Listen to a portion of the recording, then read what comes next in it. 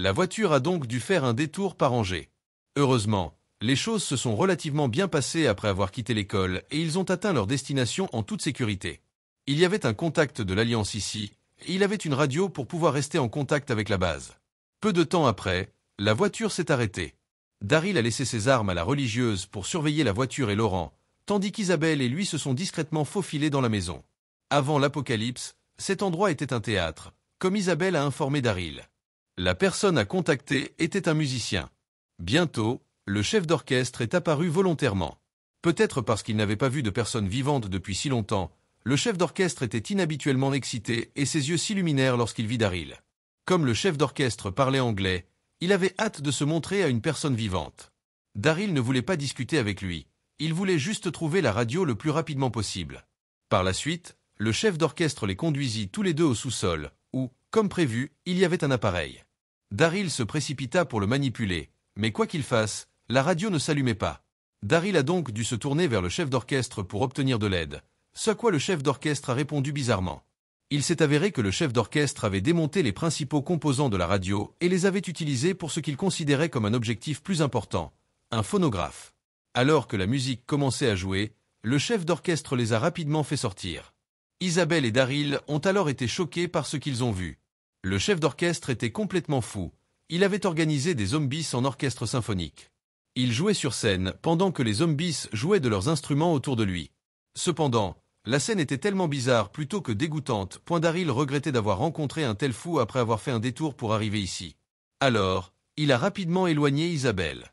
Au moment où il sortait, un zombie était sur le point d'attaquer les religieuses. La religieuse hésita longtemps et n'osa pas agir. Daryl a dû prendre l'arme et l'abattre. Mais ce coup de feu attira les zombies à proximité, et ils durent partir rapidement. Daryl décida de s'en tenir au plan initial et de se diriger directement vers Paris. Bientôt, ils furent hors de la ville, qui ressemblait à une ville morte. Cependant, Laurent semblait remarquablement excité car il était né après l'apocalypse et n'avait jamais vu ces magnifiques bâtiments. Il n'avait aucune idée de l'ancienne splendeur de Paris. Ils marchèrent dans les rues, s'arrêtant de temps en temps, et arrivèrent rapidement à un cimetière où de nombreuses personnes célèbres étaient enterrées.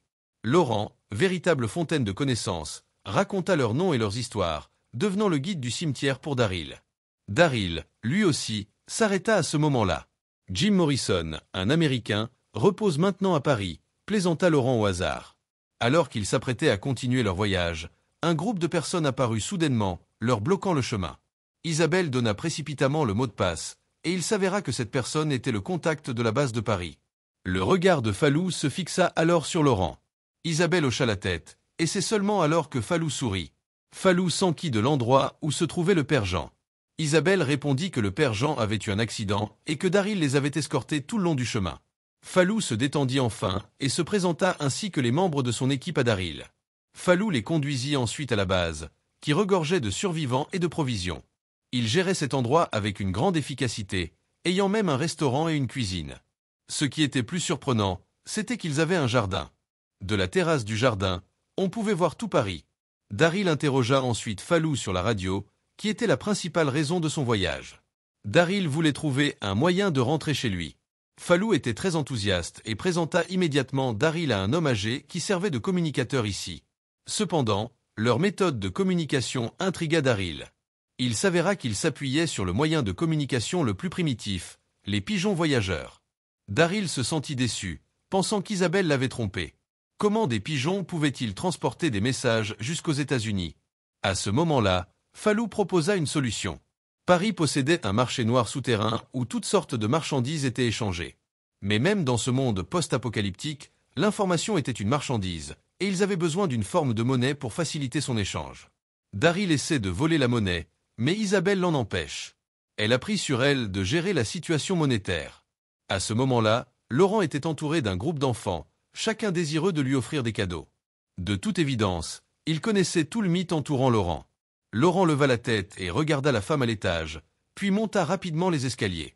Falou expliqua que la femme avait perdu son mari quelques jours auparavant, refusait de manger et résistait à toute tentative de réconfort. Personne n'avait pu la réconforter. Cependant, après que Laurent et la femme eurent échangé quelques mots, miraculeusement, la femme commença à s'ouvrir et à libérer ses émotions refoulées. C'était un spectacle pour tous, comme si tous croyaient qu'il y avait encore de l'espoir pour ce monde malade. De l'autre côté, Caudron était également arrivé à Paris. Il y avait là une base militaire avec un nombre important de personnel armé. Caudron fut conduit dans un bureau où il rencontra Genet, le chef de cet établissement. En des temps désespérés, les gens ont souvent tendance à suivre les ordres, et Genet avait réussi à exercer le contrôle sur la plupart des villes de France par la force. Caudron était l'un des subordonnés de Genet, et il était venu à Paris pour se présenter à la considération. De plus, Caudron avait apporté un cadeau, le magnétophone de présentation de Daryl. Il s'avéra que l'Américain qui s'était échappé sur le navire était bien Daryl. Par la suite, Caudron révéla que Daryl avait tué son frère et qu'il était venu chercher de l'aide pour éliminer Daryl. Genet fut ravi de cette révélation et Caudron fut immédiatement recruté. Le groupe se rendit ensuite dans un laboratoire où une sorte d'expérience sur les zombies avait lieu. Un médecin à proximité prenait des notes. Cependant, dans la seconde qui suivit, les zombies commencèrent à trembler de manière incontrôlable, puis se libérèrent. Les zombies sans retenue chargèrent la vitre puis explosèrent. L'ensemble du processus dura 18 secondes. Il semblait que Genet essayait d'obtenir un résultat terrifiant grâce à cette expérience, et même Caudron se sentit mal à l'aise en le voyant. Le lendemain matin, Isabelle et Daryl arrivèrent dans un appartement. C'était la maison d'Isabelle avant le désastre. L'intérieur était en désordre, mais des objets familiers réveillèrent des souvenirs chez Isabelle. Isabelle souleva de force la porte en fer du placard et récupéra une boîte en fer à l'intérieur. Il s'avéra qu'Isabelle voulait tenir sa promesse. La boîte est pleine de biens et Isabelle cherche quelque chose à échanger pour obtenir des informations sur le navire pour Daryl. Daryl est resté silencieux et a commencé à admirer la vue à travers la fenêtre. Isabelle a informé Daryl qu'il y avait de nombreux bars dans la rue et de nombreux touristes qui passaient. Elle s'attendait à ce que le monde devienne un endroit meilleur, mais il s'est avéré si désastreux. Après avoir emballé leurs affaires, ils se préparèrent à partir. Dès que Daryl a ouvert la porte d'entrée, ils ont été confrontés à plusieurs zombies à l'extérieur. Heureusement, l'appartement avait une porte arrière et ils se sont dépêchés de la franchir. Après avoir traversé un escalier, ils ont atteint une cour où un enfant zombie leur a bloqué le chemin. Daryl était sur le point de s'approcher pour s'en occuper quand Isabelle l'a immédiatement arrêté. Il s'est avéré que le nom de la fille était Aimée et qu'avant l'apocalypse, elle était la voisine d'Isabelle. Isabelle et sa sœur avaient rencontré Aimée alors qu'elle fuyait, mais elle lui avait seulement dit de retourner chercher ses parents, sans l'emmener avec elle. Et maintenant, Aimée est devenue ce qu'elle est maintenant. Aimée a tendu la main mais a accidentellement renversé un pot de fleurs à proximité, ce qui a rapidement attiré les zombies à proximité. À la poursuite de leur proie, les zombies ont commencé à tomber les uns après les autres d'en haut, créant un horrible désordre de sang et de chair. La porte de sortie était déjà enchevêtrée dans des vignes, et Daryl a dû accélérer le processus de nettoyage. Sinon, les conséquences seraient désastreuses. Cependant, une situation plus grave s'est produite. Parmi les zombies se trouvaient plusieurs zombies à l'acide sulfurique aux propriétés extrêmement corrosives. À un moment crucial, Daryl a attrapé une tige de fer et l'a enfoncée dans le corps d'un zombie, puis a rapidement poussé le zombie vers la porte. L'acide sulfurique à haute concentration a corrodé les vignes, et la voie de fuite s'est finalement ouverte. Ils quittèrent donc cet endroit. Plus tard, Isabelle tendit la photo de sa sœur à Laurent. Laurent se sentit heureux car c'était la première fois qu'il voyait l'apparence de sa mère. Bientôt, le groupe arriva au marché noir souterrain. Falou, expérimenté en la matière, présenta un cadeau de bienvenue et des armes. Les gardes leur permirent d'entrer. C'est une crypte souterraine où sont conservés les restes de 6 millions de victimes de la peste noire. Falou informa Daryl que lorsque les États-Unis venaient d'être fondés, les Européens avaient déjà survécu à de nombreux événements apocalyptiques. Il pensait que cette fois, ils survivraient sûrement. Bientôt, le groupe arriva profondément sous terre, où il y avait des lumières rouges, du vin et de la danse. En regardant la scène devant lui, Daryl commença à se demander s'il n'était pas venu au mauvais endroit. Falou le rassura de ne pas s'inquiéter. De tels endroits étaient plus susceptibles de trouver toutes sortes de choses. Laurent, qui n'avait pas beaucoup connu le monde, regarda autour de lui avec curiosité. Un hôte séduisant divertissait la foule et une chanteuse glamour interprétait de belles chansons, créant une atmosphère de joie sans borne. Les gens ici semblent avoir complètement oublié la crise de la fin des temps. Bientôt, Faru leur transmet un message confirmant que quelqu'un ici sait où se trouve le vaisseau. Cependant, il voulait voir la sincérité d'Isabelle et des autres avant de partager l'information. Isabelle a dû sortir les bonbons qu'elle transportait. L'homme semblait satisfait, car les bonbons étaient rares dans le monde post-apocalyptique. Alors qu'il s'apprêtait à les prendre, Daryl est intervenu, comprenant le principe de l'argent d'abord, puis les biens. Cependant, l'homme a expliqué qu'il savait qu'il pouvait aider, et que ces biens étaient comme une lettre de présentation. Après avoir payé l'argent à l'avance, il emmènerait Isabelle rencontrer la personne. Daryl n'a pas répondu puis il a regardé autour de lui. L'homme sur le côté de la pièce l'a rendu méfiant. Son instinct lui a dit qu'il devait quitter cet endroit le plus vite possible. Cependant, l'homme n'était pas disposé à laisser partir Daryl, et ils se sont lancés dans une altercation physique. Juste à ce moment-là, un autre homme est apparu, et il n'était autre que le petit ami d'Isabelle avant l'apocalypse, Quinn. En voyant Quinn, l'homme est devenu soumis. Quinn avait établi une règle dans le bar, aucune arme autorisée. Apparemment, l'homme avait violé cette règle. Quinn a donc donné une leçon à l'homme et l'a rapidement éjecté du bar. De toute évidence, Quinn était le chef de ce bar clandestin. Au centre de la piste de danse, Laurent était attiré par la musique de la chanteuse.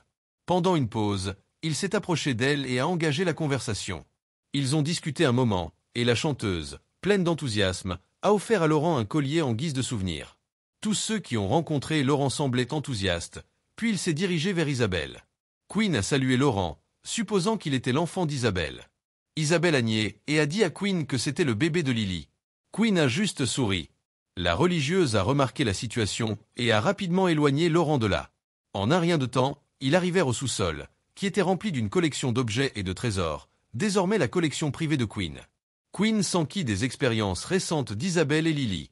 Isabelle dit qu'elle est devenue religieuse. Lily est morte. Il s'est avéré que Quinn était le père de Laurent. Isabelle était choquée mais pas en colère. Quinn veut se remettre avec Isabelle et lui raconte les bonnes choses qu'il faisait autrefois. Cependant, Isabelle a exprimé sa concentration actuelle sur l'aide à son ami pour retrouver le chemin de la maison. Daryl, ne voulant pas obtenir d'informations par de tels moyens, a attrapé Isabelle et a quitté les lieux. Après leur départ, Caudron et son groupe arrivèrent au bar. C'était la première fois que quelqu'un venait armé, et le bar devint instantanément silencieux. Quinn déclara qu'il avait conclu un accord avec Genet, et que le bar leur était interdit. Caudron dit qu'il cherchait juste quelqu'un. Les deux parties avaient un ennemi commun, alors ils parvinrent rapidement à un accord. De l'autre côté, dès que Daryl revint au camp, il voulut partir. Sa mission était accomplie, et il pensait qu'il devait trouver son propre chemin pour rentrer chez lui. Isabelle essaya de persuader Daryl de rester, mais elle ne trouva pas de raison concrète. Ils ne s'entendaient pas. Daryl exprima de nombreuses pensées négatives et mentionna même Quinn, sans qu'il sache que Laurent avait entendu chaque mot. À ce moment-là, un grand groupe de militants armés prit d'assaut le camp. Caudron et son groupe les avaient trouvés. Alors que les ennemis se croisaient, leurs yeux se remplirent d'envie et de ressentiment. En voyant Daryl, Caudron le poursuivit rapidement. Les prouesses au combat de Daryl étaient extraordinaires, et malgré la supériorité numérique de Caudron, il était incapable de prendre le dessus. Ils s'engagèrent dans une lutte rapide et intense. Daryl avait retrouvé ses meilleures capacités de combat, et Caudron se faisait avoir, se faisant presque tordre le cou par Daryl. À un moment crucial, les hommes de main de Caudron vinrent à son secours. En raison de la puissance de feu écrasante de l'opposition, Daryl n'eut d'autre choix que de fuir. Au milieu du chaos à l'intérieur, où de nombreux survivants étaient blessés, ils ne purent que s'échapper. Au milieu du chaos, Laurent disparut et Isabelle dut le chercher. Voyant que l'agitation à l'extérieur s'était un peu calmée, Daryl, qui s'était caché à proximité, s'enfuit. À sa grande surprise, le bâtiment était devenu dangereusement instable après avoir été soumis au récent barrage de tir.